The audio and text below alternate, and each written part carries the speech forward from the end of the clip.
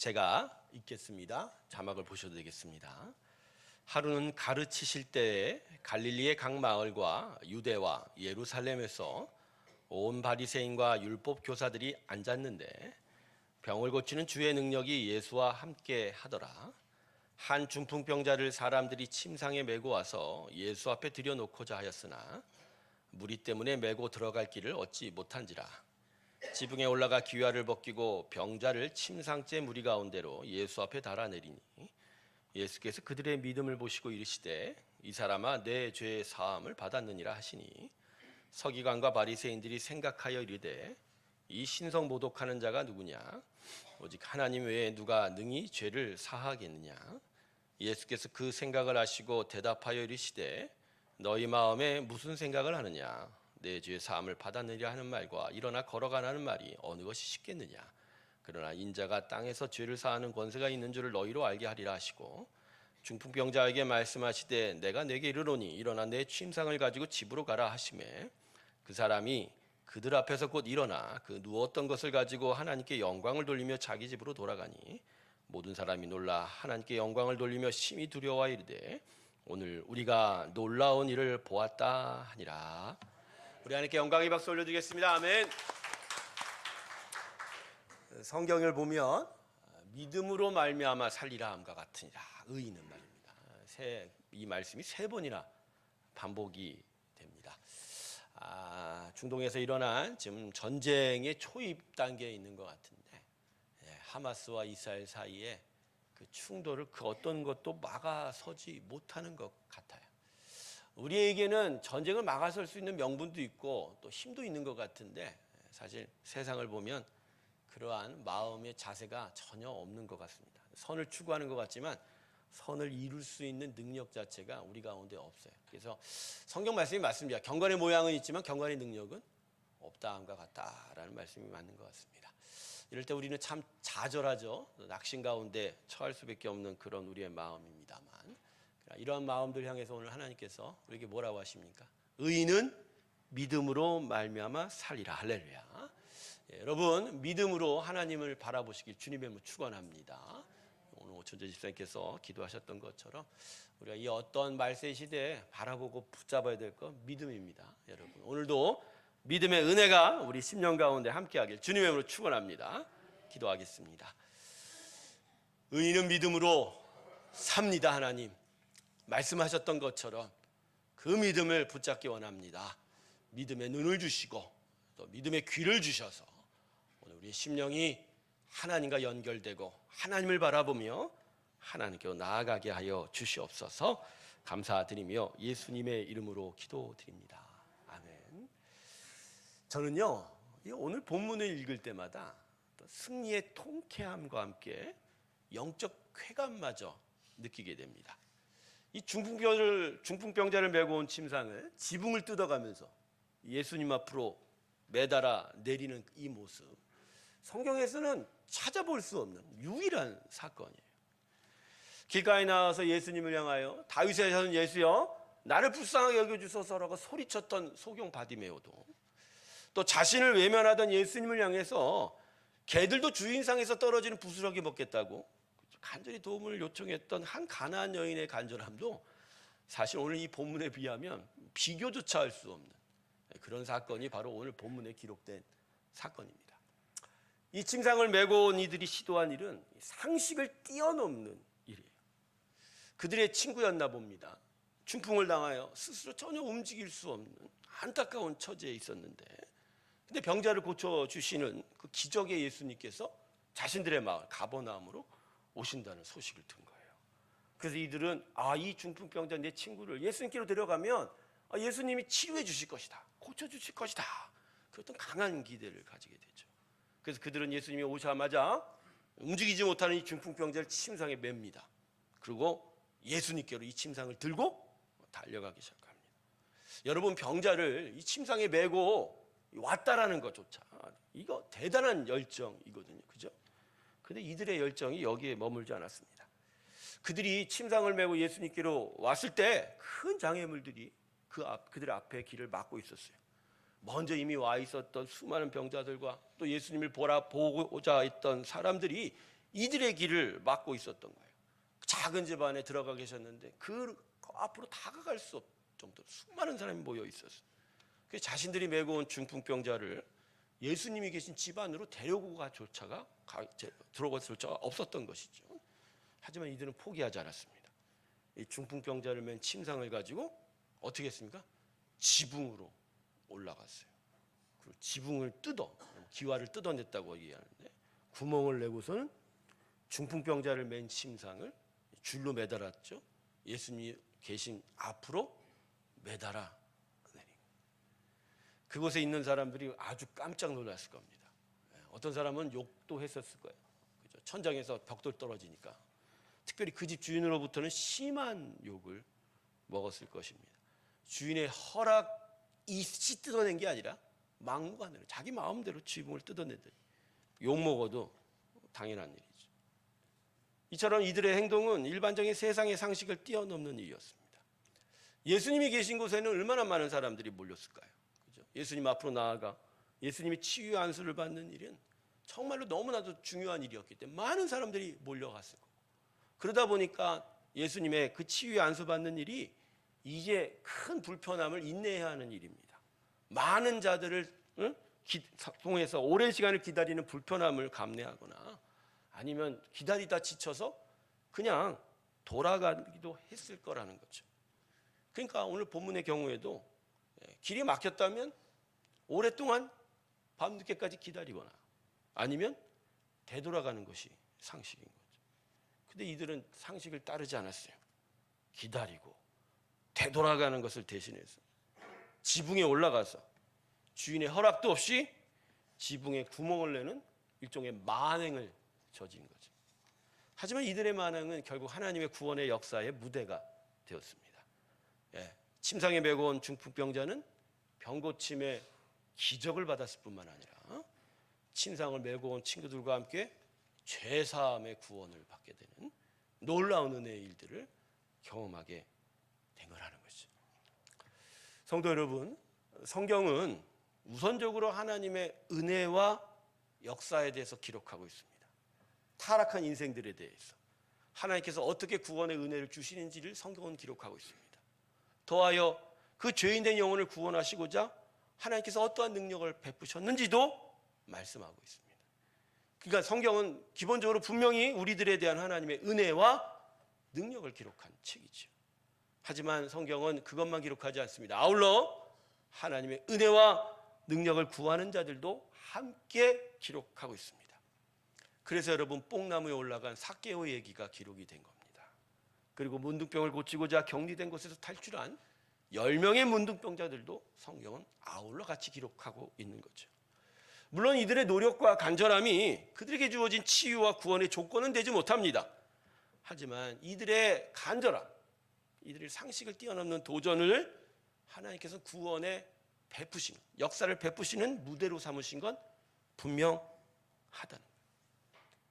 예수님께서 여리고성을 지나가던 그날에 많은 사람들이 예수님 보고자 거리로 나왔지만 그날 예수님과 함께 했던 자는 뽕나무에 올라간 그 간절함을 드러냈던 삭개오만이었다는 것이죠. 거리에 나섰던 수많은 인파들이 예수님을 만난 게 아닙니다.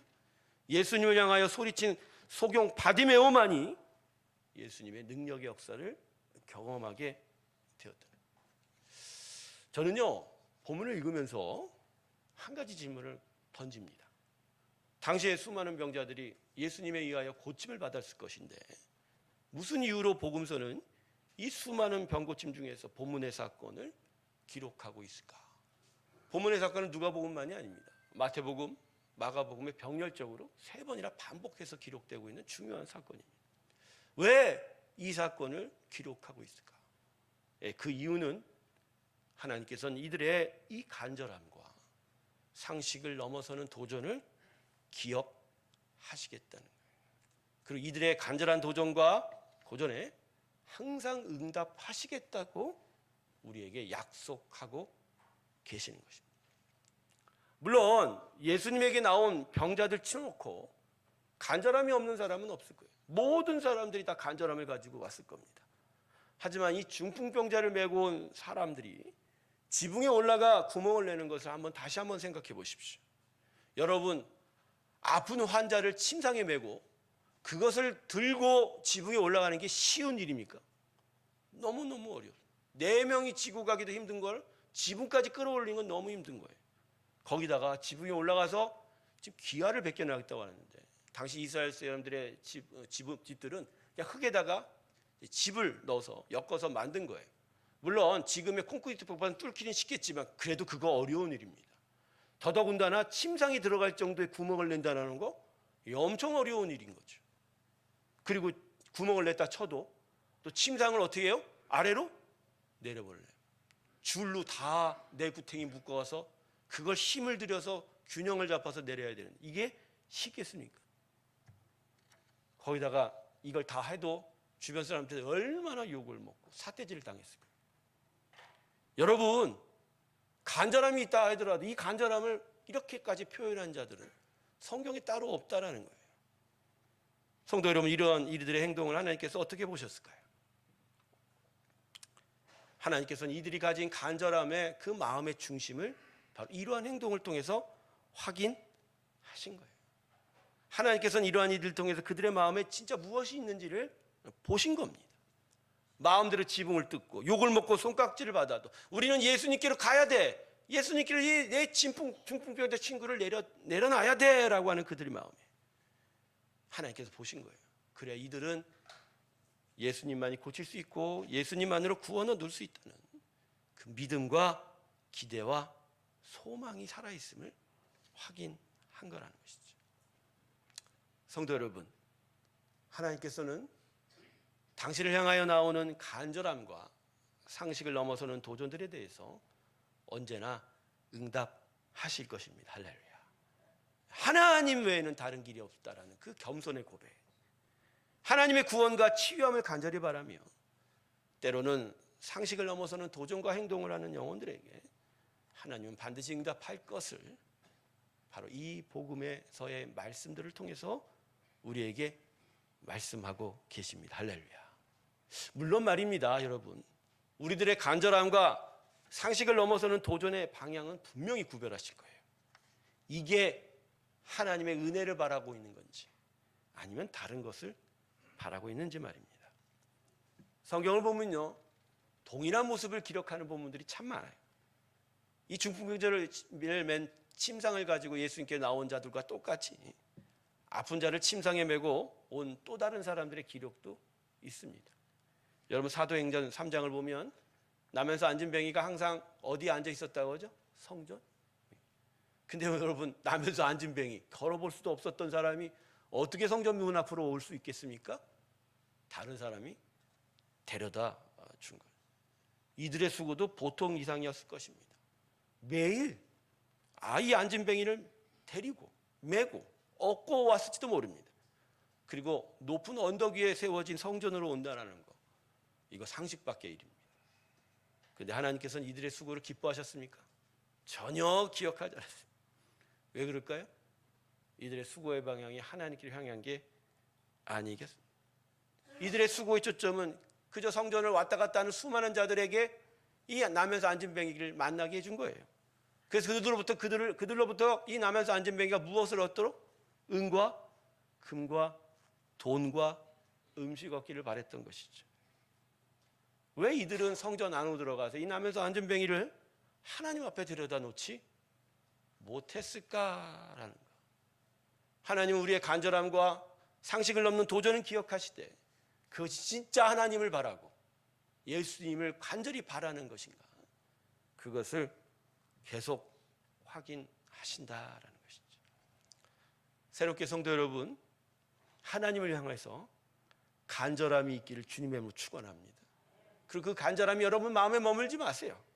그것이 상식을 넘어서는 도전들로 나타나기를 주님의 이름으로 축원합니다. 하나님은 지금도 우리를 고치실 겁니다. 우리를 회복시키기 원하세요. 우리와 함께 하셔서 당신의 나라를 이루시기를 원합니다. 근데 그것이 우리가 말로만 떠드는 아멘의 입술의 고백만으로 이루어지지 않습니다.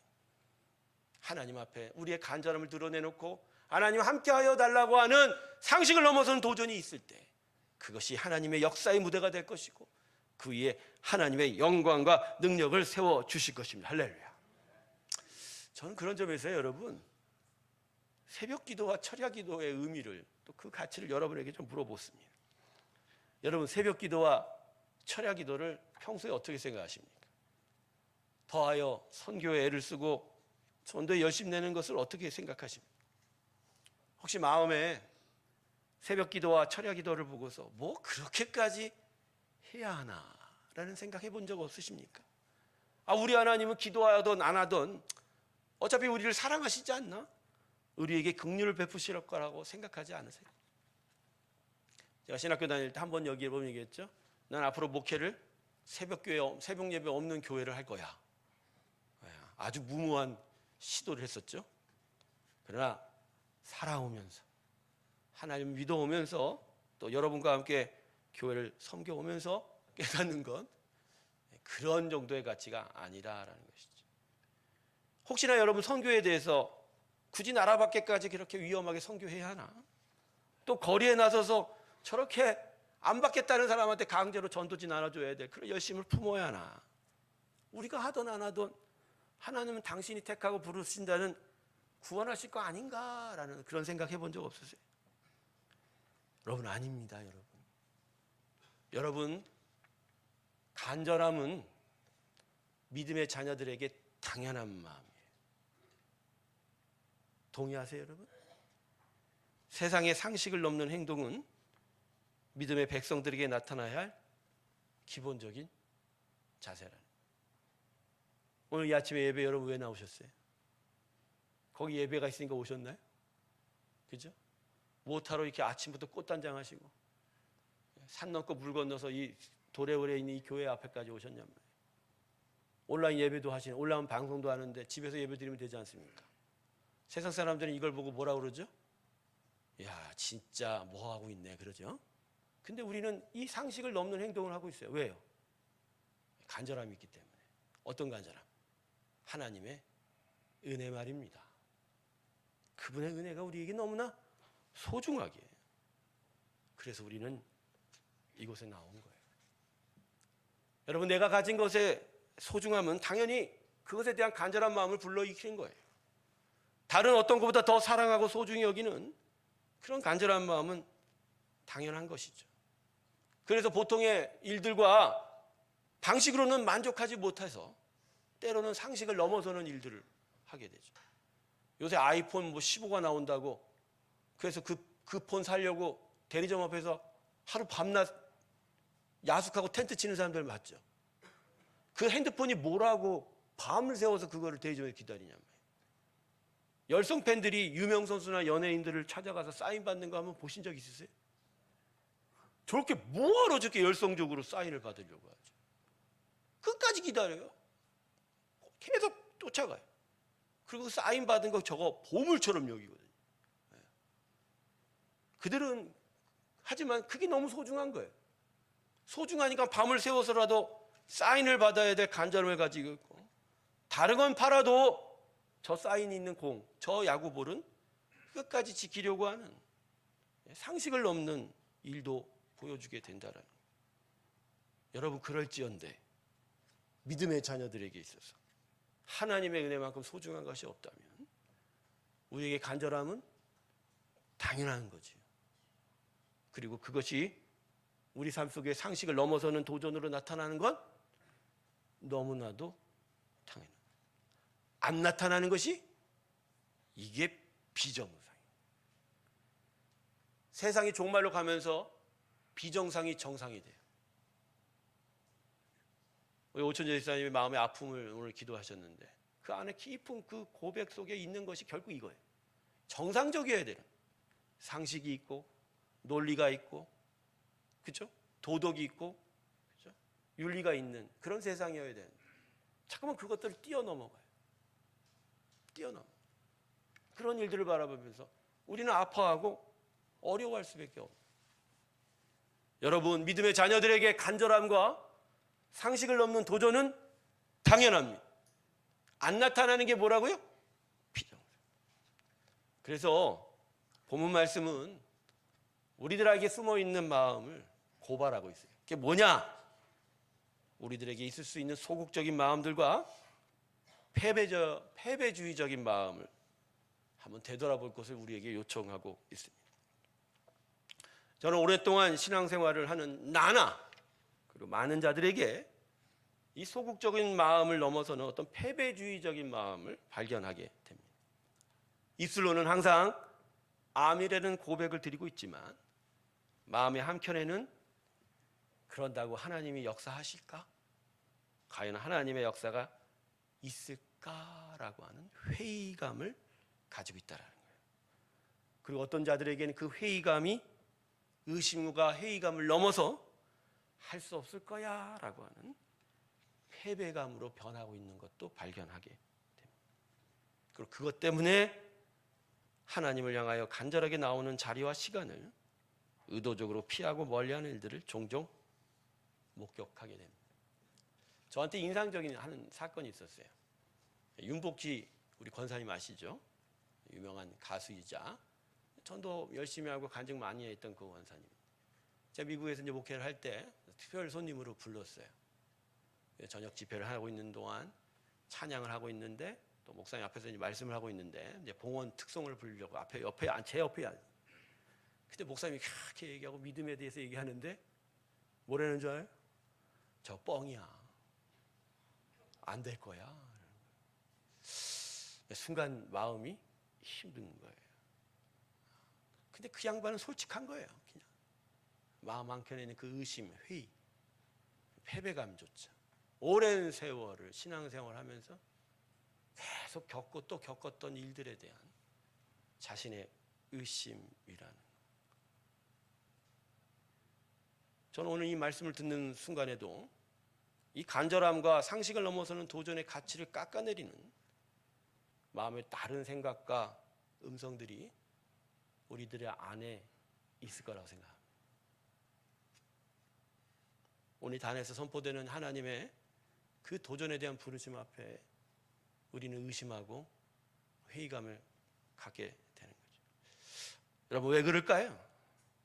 세 가지 이유예요. 첫 번째는 우리 영혼이 태생적으로 타락한 상태로 태어났기에 기본적으로 하나님에 대한 우리의 자세는 뭐죠?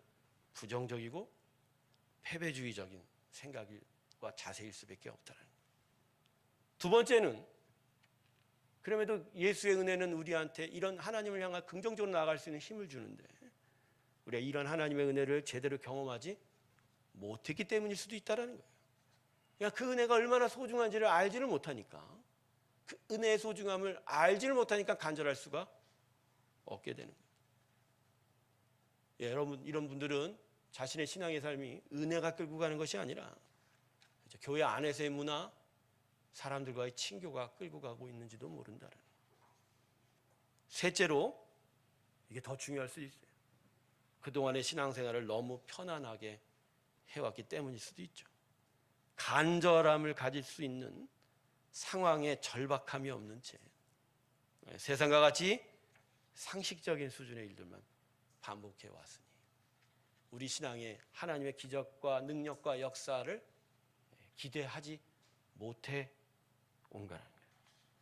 근데 여러분 문제는 뭐냐면 우리 안에 이런 소극적인 마음과 패배주의적인 마음이 자라게 되면 우리는 점점 하나님으로부터 멀어지고 있다는 거예요.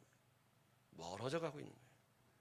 동시에 하나님 앞에서 당연한 것들이 이 간절함과 상식을 넘는 도전이 당연한 것들이 이상한 것으로 여기기 시작하는 거예요. 그리고 더 시간이 지나게 되면 되돌아오기는 너무나 힘든 시점을 지나가게도 된다는 거예요. 여러분 안 됩니다. 우리에게 가장 상식적인 정상적인 일들이 분명하게 다시 살아나야 돼요. 간절함이 회복되어야 됩니다. 아멘. 상식을 넘어서는 도전이 우리의 상식이 되어야 한다는 거예요. 여러분 무슨 일이 있을 때마다 우리는 기도하는 게 상식이죠. 어떤 일이 있을 때마다 우리는 하나님을 향하여 부르짖는 게 상식이죠. 그냥 한번 여러분 보십시오. 그 상식이 여러분에게 비정상으로 지금 인식되고 있는 건 아닌가요? 일이 있을 때마다 하나님을 부르기보단 다른 걸 먼저 찾고 하나님을 찾는 자리보단 다른 자리를 먼저 달려가는, 그리고 오히려 또 그러한 일들이 그것은 무슨 능력이 있을까라고 생각하는 지경에까지 이르렀다면 우리 안에 심각한 일이 벌어지고 있는지도 모른다라는 거죠. 성도 여러분, 새로운 교회의 이름은 그 자체로 우리가 무엇을 위하여 모였는지를 분명하게 보여주는 겁니다. 우리는 새로워지기 위해서 모인 자들입니다. 할렐루야. 여러분, 새로운 교회 이름은 우리 다 알듯이 박철호 장로님의 제안을 통해서 우리 시상식까지 한 이름입니다. 물론 우리가 픽했지만, 장로님이 제안을 했지만, 그러나 그것을 이루신 분은 우리 하나님이신 거예요. 하나님이 그 이름을 주신 것은 거기에 뜻이 있는 거예요. 새로워지기 위해서 모였다. 자, 그러면 무엇이 새로워지냐는 거예요. 저는 이 질문의 답을 항상 이 본문의 사건으로 찾습니다. 우리가 이곳에 모인 이유는 분명해요. 그 시작과 단초가 급격한 극심한 갈등과 충돌과 아픔이었지만 분명히 하나님의 뜻은 그게 아니에요. 우리에게서 오랜 시간이 지나서 그 색이 바래진 그것들이 다시 새로워지기를 바라는 마음인 거예요. 그래서 이곳에 새롭게 모이게 하시고, 그래서 이곳에 새로운 교회를 세우시면서 새로움이 살아나기를 원하셔요. 우리 안에 오래된 색이 바래졌던 새로워져야 될 게 결국 뭘까? 저는 무엇보다 간절함이라고 봅니다. 간절한 말입니다. 하나님의 은혜에 대한 간절함. 그리고 그 간절함은 우리에게 상식을 넘어서는 도전으로 나타나게 될 줄로 믿습니다. 사실 예수님이 우리에게 오셨을 때, 우리가 그 예수님을 처음 만날 때 우리 안에 있었던 건 이 두 가지였어요. 네, 간절함이었어요, 여러분. 예수님 만날 때 그 예수님의 사랑이 너무 귀해서 그건 내 생명입니다, 내 모든 것입니다라고 고백했던 그 간절함이 우리 안에 있었어요. 그리고 그것을 지켜내기 위해서 우리는 정말로 세상이 이해할 수 없는 상식밖의 도전들을 계속 해왔던 거예요. 예배에 나와서, 기도의 자리에서 하나님을 찬양하고, 교회 나와서 헌신하고 봉사하고 말입니다. 근데 시간이 지나면서 이걸 우리가 잃어버렸는가 봐요. 아니, 잊었는가 봐요. 그 더 나아가서 부정적이 되고 패배주의적이 되고, 믿음을 얘기하면 오래된 것이라고 치부해버리고, 하나님의 역사를 얘기하면 21세기 광명천대한 시대에 그 무슨 일이냐라고 이야기하고. 우리 하나님은 살아계십니다. 능력의 역사를 항상 이루고 계십니다. 그분의 뜻이 있으면 그분은 이루십니다. 그것은 십자가 예수님을 주셨기 때문에 우리 안에 나타난 일이라는 거예요. 하나님께서는 이제 우리가 이것들을 다시 찾기 바라십니다. 저마다의 인생들이 되찾은 것을 통해서 참된 은혜와 생명을 얻고 누리고 기뻐하길 하나님이 원하신다. 그래서 우리는 이제 새롭게 믿음의 도전을 해야 합니다. 우리 마음에 숨어있는 소극적이고 패배주의적인 마음을 깨트려야 돼요. 뭐하러 그렇게까지 해야 하나? 해도 안 될 거야 라고 하는, 실상 우리를 하나님께로부터 멀어지게 하는 이 어리석고 악한 생각들을 깨트려 가야 된다. 어제 복음학교 6주간의 일정에 마무리를 지었어요. 많은 수의 권사님들이 모여 강의를 듣고 집중했는데 참 불편한 시간들이었을 거예요. 토요일 날 오후 참 많은 일들 준비하고 또 많은 만남들이 있어야 될 그 시간에 교회를 오고 왔다 갔다 하는 길 참 불편했을 겁니다만, 그래서 처음에 그곳에 오는 분들의 얼굴이 그렇게 마땅히 편해 보이지는 않았어요. 다들 도살장에 끌려온 어린 양들처럼. 그런데 6주간의 시장이 끝나자 어떤 한 권사님이 오늘 제 옆에서 이런 얘기를 하더라고요. 목사님, 저는 이번에 다시 깨달았습니다. 하나님의 은혜와 내가 정말 믿음의 생활을 어떻게 해야 되는지를 다시 깨달았습니다. 너무 은혜가 됐습니다 라고 말합니다. 이곳에 나오는 시간들, 그 걸음이 얼마나 불편할지 계속 불편할 거예요. 그러나 그 권사님이 되찾은 건 진짜로 소중한 걸 되찾은 겁니다. 은혜에 대한 간절한 말입니다. 그 은혜에 대한 그 은혜의 간절함이 권사님의 그 발걸음을, 불편함을 이기고 상식을 넘어서는 도전으로 인도해 간다. 여러분, 이게 바로 새 영, 새 마음으로 사는 일입니다. 이게 진정 새로운 교회로 모인 우리가 살아가는 일이라. 사랑하는 성도 여러분, 지금 우리 인생의 지붕을 뜯어야 됩니다. 너무 많은 사람이 있어서 기다리기 너무 귀찮고 되돌아갔다 나중에 오지라고 하면서 그렇게 자꾸 피하고 멀어져 가는 것이 아니라, 아니야, 이번엔 내가 진짜 내 인생의 지붕에 올라갈 거야. 그래서 그 지붕을 뜯고 예수님 앞으로 내 인생을 메어내릴 믿음의 도전이 우리에게 필요하다라는 거. 그게 오늘 이 시간 우리 마음 가운데 있어야 될 은혜입니다. 할렐루야. 하나님께서는 오늘 그 마음을 품은 자에게 지붕을 뜯어낼 믿음의 도전과 영적 지혜를 주실 거예요. 그 지붕에 올라갈 힘과 용기, 담대함마저 주실 줄로 믿습니다. 예수님의 이름으로 선포합니다. 믿음의 도전을 하기로 하나님께 간절히 나선 서론교회 성도들마다 그 믿음의 길이 열릴지어다. 나가는 길도 열리고 들어오는 길도 열릴 것입니다. 마지막으로 금요 찬양 예배에 나오시는 한 집사님 부부가 있어요. 제가 추석 연휴 때 붙잡고 대화도 하면서 당신의 길이 열리기를 저는 원합니다. 그러나 집구석에서 마음만 가졌다고 열리지는 않을 겁니다. 금요 예배 나오십시오. 연말까지 하나님을 향하여 기도하십시오. 저는 거기에 제 모든 것을 걸고 함께 기도하겠습니다. 그런데 거기에 응답하여 나오는 발걸음들이 있어요. 예, 회의적이고 부정적이고 패배주의적인 생각을 할 수 있어도 저는 그렇게 하지 않습니다. 하나님이 뭐라도 하게 될 줄로 믿습니다. 할렐루야. 사랑하는 성도 여러분, 믿음의 도전을 하십시오. 하나님 용기를 주실 거예요. 힘을 주실 거예요. 그래서 여러분을 온전하게 세워주실 줄로 믿습니다. 다시 한번 축복합니다. 나가는 길도 열리고 들어온 길도 활짝 열릴지어다. 기도하겠습니다. 아버지, 우리에게 열어주소서. 내 인생에